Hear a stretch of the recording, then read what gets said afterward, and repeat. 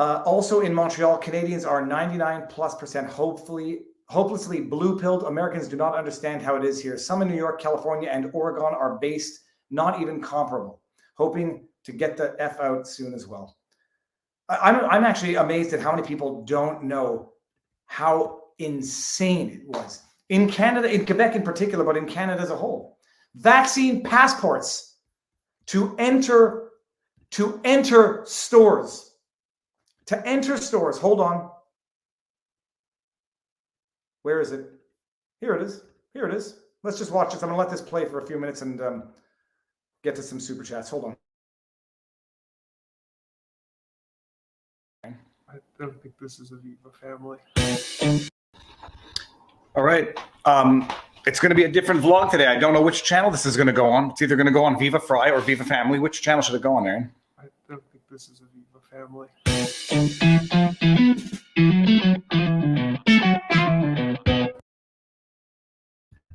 Gonna unmute for 1 second. That music comes from hooksounds.com. This is not a sponsored video.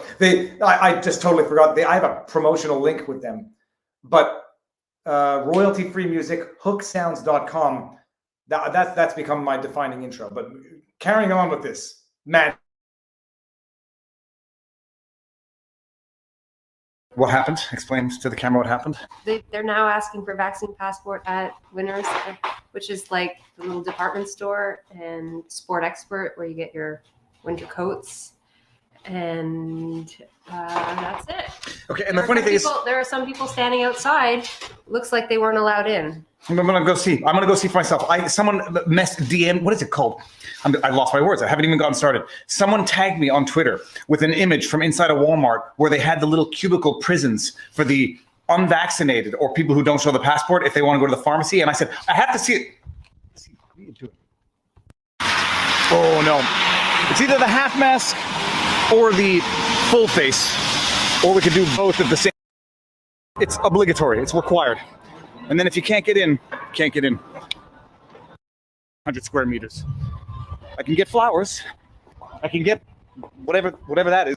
The left is leading America down the dangerous path to socialism, and they've broken into a dead sprint. The future of our nation is Canadian Tire. Let's just see what's going on here. Here we go. Canadian Tire. You have to show the vaccine passport to get into Canadian Tire. Le passeport vaccinal COVID-19 est obligatoire ici. It's obligatory. It's required. And then if you can't get in, can't get in. Let's just see what the yeah. And they, call people conspiracy theorists who think that we're one step away from a biometric society where food is prerequisite, conditioned on certain things. They don't like being recorded. Non, je vous filme pas. Je filme moi-même.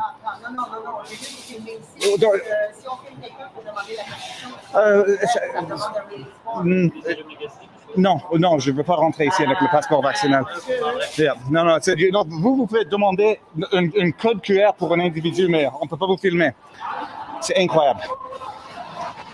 Yeah, she doesn't want to be on camera. She just wants to scan people for QR codes.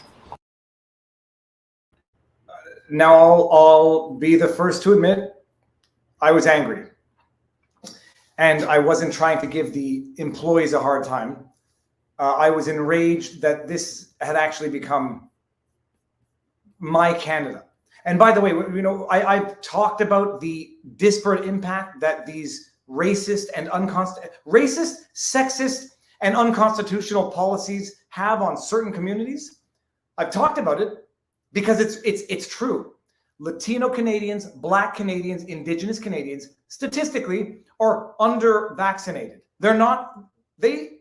For very understandable historical reasons, don't trust the government and are more reluctant than, say, Caucasians or Asians to get vaccinated.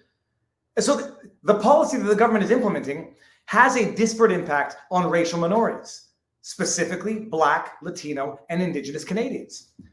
When I went to the Canadian Tire and I wasn't filming the family, it wasn't by accident that the families that I saw refused entry into the Canadian Tire were of one of those three demographics. But Justin Trudeau calls me the racist. Justin Trudeau calls us misogynist. Justin Trudeau calls a woman who wants to make decisions for her own body that might have an impact on her own body, a misogynist, extremist, selfish, whatever, for not submitting to his medical procedure. But he supports, he supports the right of a woman to choose what to do with her body when it comes to other things. Whatever's most politically expedient. I was thoroughly enraged when that happened. I went to Walmart, same thing happened. I went to Walmart and I told them, I'm not showing you my vaccine passport. I happen to be I'm not showing it to you. I just want to go to the pharmacy, essential items, to get a bottle of rubbing alcohol. And then I had the manager come escort me. In this police state, citizens become the executioners of other citizens. I had the store manager come with me, escort me directly to the pharmacy so I could get a bottle of rubbing alcohol and escort me the hell out of there right away. This is what the government does. It turns citizens on citizens.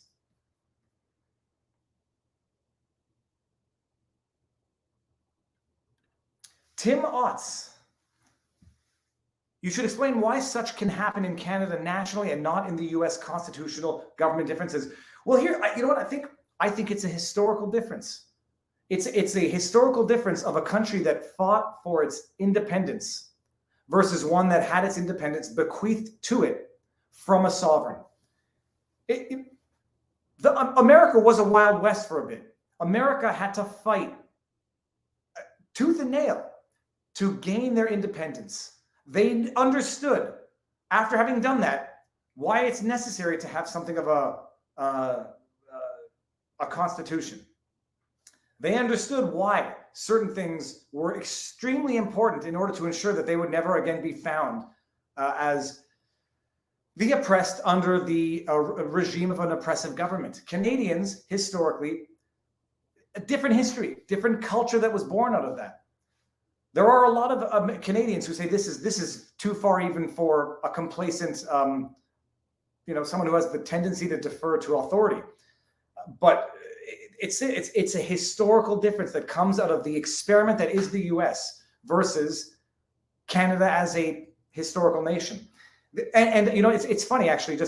I don't think it's a coincidence either that the I won't say the majority, but a lot of the Canadians that I saw at the protests fighting against these measures, a lot of them, not a majority, but a noticeable amount, came from other countries, were immigrants themselves who came to Canada and now could see what complacency, what results from complacency.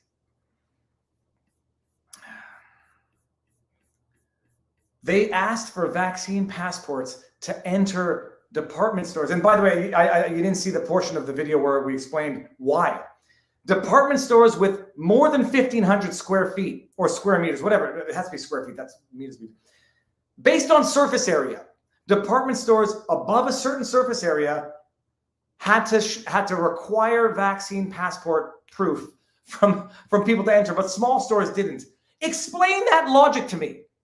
Explain that to me, other than the fact that we literally have evil politicians sitting around saying, when are they going to push back to this stupidity? When are they going to say, that doesn't make a lick of sense? When's it going to happen? I mean, it's so preposterous, and yet everyone went along with it.